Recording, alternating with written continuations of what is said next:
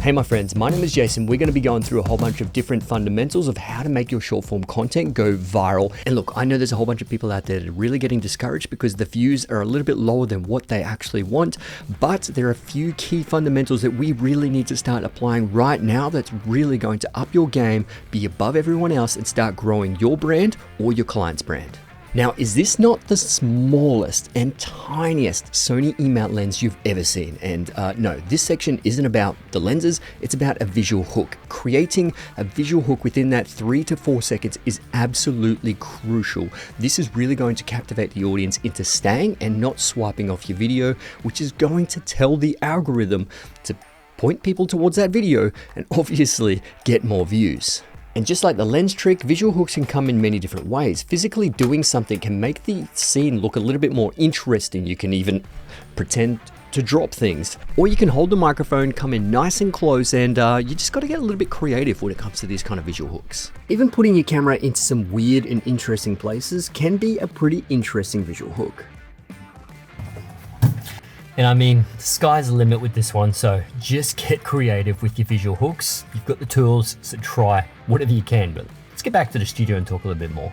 Now, grabbing that attention is extremely crucial, but can happen in a whole bunch of different ways. There are a lot of color grading videos, there are a lot of behind the scenes videos that I like to throw into my reels and that actually really do well. Mainly for the fact that that drives curiosity, and curiosity gets people to think, well, I want to know what's next. So they stick around a lot longer, watch more of the video. That tells the algorithm that people are actually interested in that content and it pushes it to more people.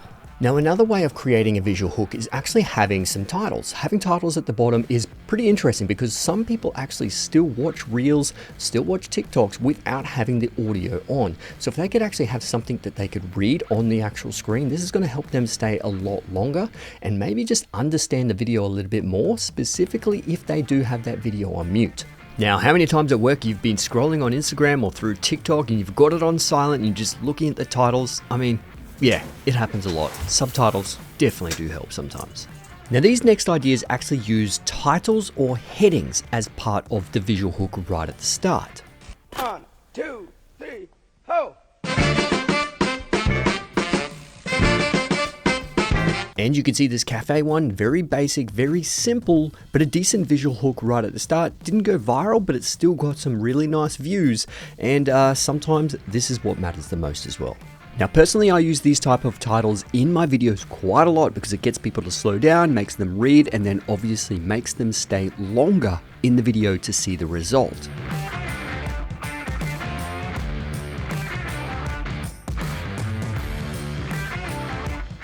Now, what about using questions? This is a really good way of actually using a visual hook, is you have a question from a commenter and you post it up on the screen, and then you pretty much go through the story of answering that question. My friend Jordan Tuali actually does this quite well, and a lot of his content is geared around, traveling to destinations and answering these kind of questions. It's just phenomenal filmmaking and storytelling all in one. What the heck? Travel to the country of your family heritage? Now that actually sounds like a really good idea. So cute little baby Jordan grew up in Sydney, Australia to Austrian heritage. Well, that's what I thought. But then also, don't you hate when you underexpose a shot, then you have to try and bring it up in post and there's a whole bunch of noise? Yeah, exposure is a pretty crazy thing, but it's another visual hook. Don't you hate, or I can't believe I did this. These kind of things can actually be an audio component to the hook, and really good because you can actually add some story with that. Look, don't you hate when you have to wait all day? It's literally 4 p.m. I'm waiting for a camera that's going to be dropped off by the post office, and obviously I have to sign for it. They can't just leave it here. And if I'm not home, then they're going to be taken to the post office. I may not even collect it today. It may come even the next day, so I'll be 2 days away. I just have to wait a little bit longer. I've literally been waiting all day. Don't you hate that? Anyway, let's get back into the video. Now, if you are trying to think of different hooks, we'll try and think emotionally or relatability. If someone actually owns the FX30, for instance, they're more compelled to watch that video because they want to see how well their camera actually does in that particular situation. If I'm showing a BTS of the FX30 right there, and then I see the results of what I actually captured, they will most likely like, comment, and they will probably share it to their story or share it to their friends who even have the FX30, and that's going to drive more people to your video, thus telling the algorithm that this video is actually good and popular and drive it to more people. Now, if you want to tap into the emotional hook at the start, you've got to think of the basic emotions like happiness, sadness, fear, disgust, anger, or surprise. Then all you need to do is create your video that has a story around the basic emotions, and this is really going to help people stick around longer to view that video. And sometimes when it comes to emotional hooks, you don't have to get too deep about this. All you need to do is be a little bit funny or have something that is relatable to that person who has been in that very same situation. But this is where one of the most important fundamentals of having a visual hook is the actual story itself. So it needs to have a beginning, middle, and an end. But generally at the beginning, you have that hook, you have the biggest part of the story inside the middle where you're trying to keep the audience engaged, and at the end there is some sort of payoff. So let's talk about the color grading videos that I've made go viral. Generally, I'll use, let's say, the FX30, and I will show behind the scenes of the FX30 in that scene.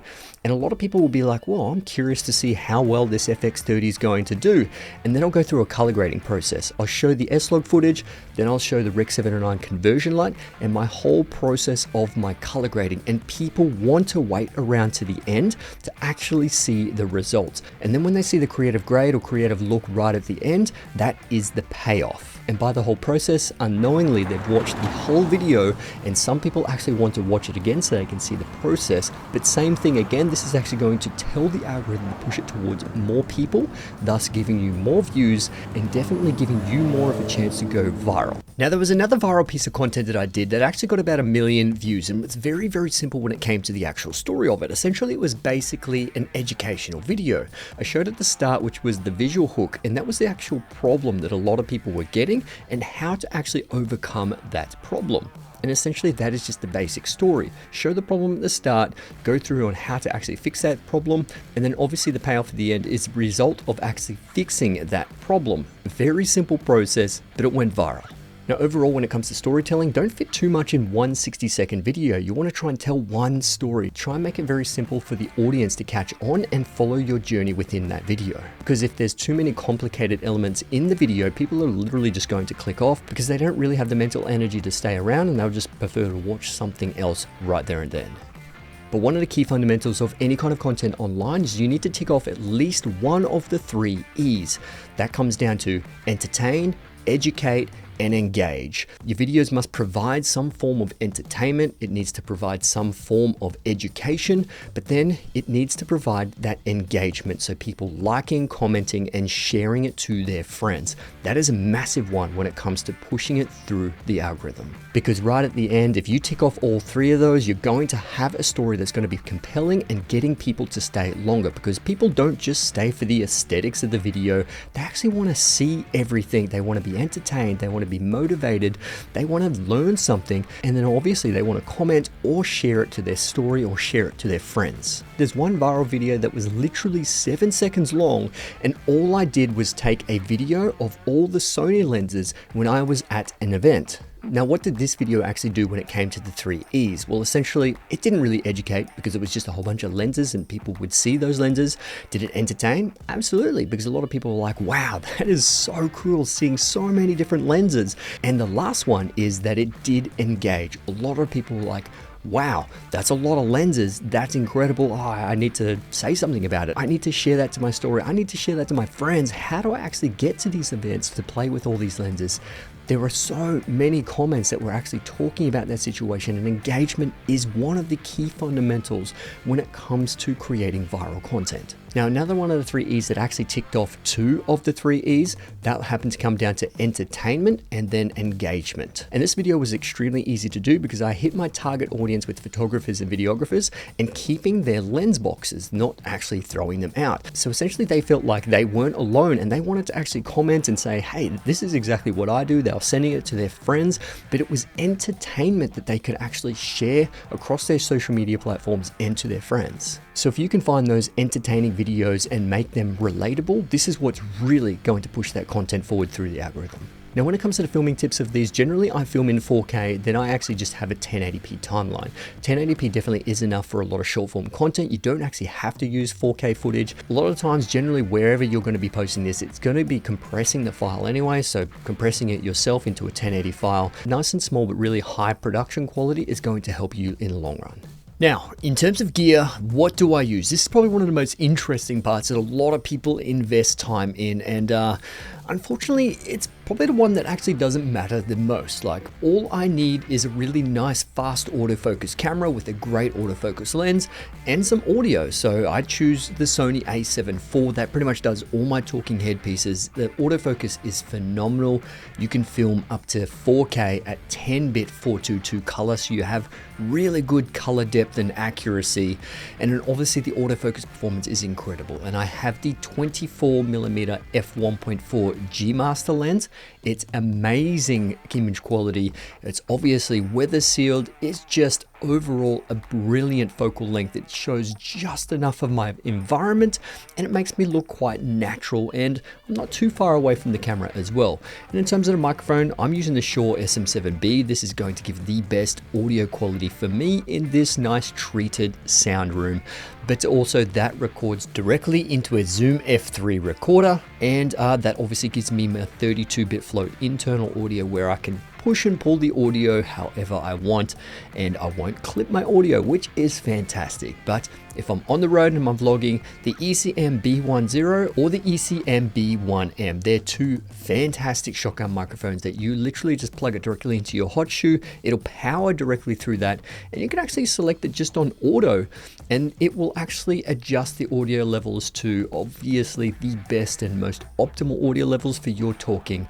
It's going to be great, and that's pretty much the basics, all you need. Obviously, if you have a tripod, that's great because you can sit it on something, but you don't really need anything else other than just a really nice camera with good autofocus. You need obviously a nice lens and some good solid audio options. And by all means, you don't actually always have to have a whole bunch of professional gear. You literally can use your iPhone and just have a microphone and you'll still create amazing quality. Now look, all up in 2025, storytelling is definitely the best, but definitely creating a visual hook right at the start to keep people within that video, having a story within that video, and then a payoff right at the end is really going to up your game when it comes to short form content.